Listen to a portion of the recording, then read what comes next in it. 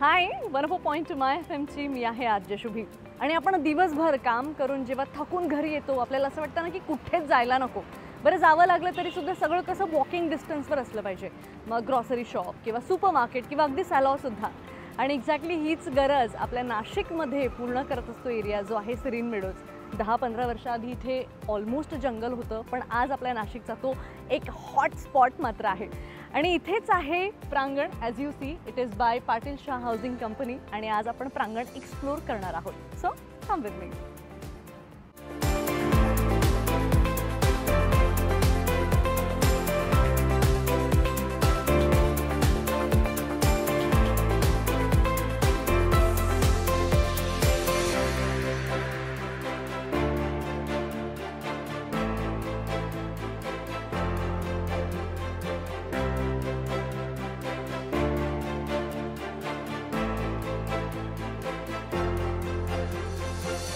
Okay, so माझं तर ठरलंय की प्रांगणमध्ये घर घेऊनच राहायचं. त्यासाठी बाबांकडनं मला थोडे पैसे घ्यायला लागतील, ती गोष्ट वेगळी.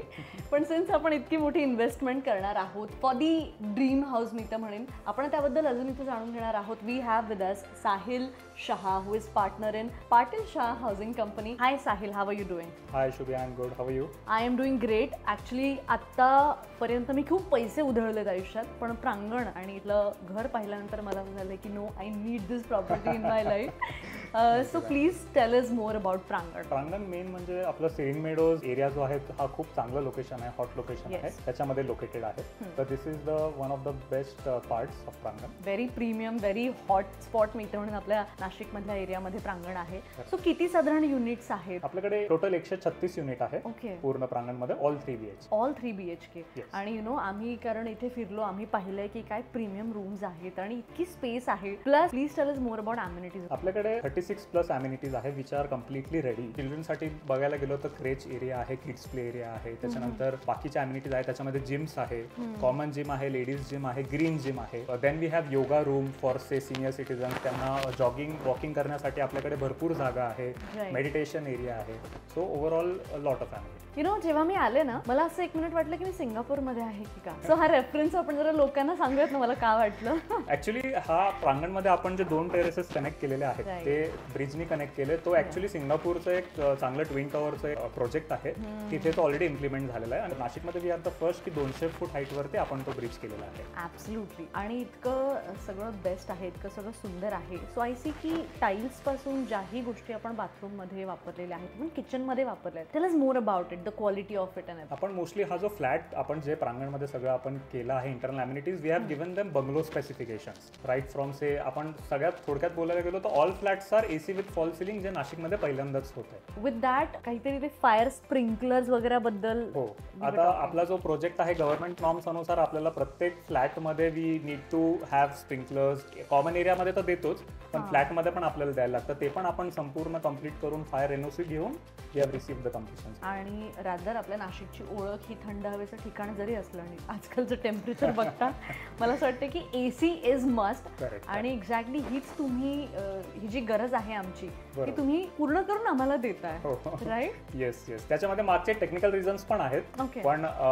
लोकांना AC दिसतो पण त्याच्या मागे खूप असे रिझन्स आहेत ज्याच्यामुळे बिल्डिंगचं मेंटेनन्स हे खूप चांगल्या प्रकारे टिकते, बिल्डिंगची लाईफ वाढते, हे त्याच्या मागचे रिझन्स. आणि मला असं वाटतं की आपल्या नाशिकमध्ये अशा फार कमी जागा तर कदाचित नाहीच जिथनं आपल्याला पूर्ण नाशिकचं दर्शन होईल. बट प्रांगण इज वन. आपल्याकडे आपण जर टेरेसला गेलो तर तिथे स्कायडेक म्हणून जी अम्युनिटी आहे, तर लेट मी टेल यू की तिथून आपण राईट फ्रॉम पांडवलेनी ते Gangapur back waters to say चांसी एरिया, गोदावरी रिव्हर, हे आपण पूर्ण तिथे दुर्बीण घेऊन किंवा नुसतं पण नेकेड आईजनी बघू शकतो. एवढं चांगलं व्ह्यू आहे तिथे. Is this that 360 degree view? Yes yes guys, हा अनुभव घेण्यासारखी गोष्ट आहे.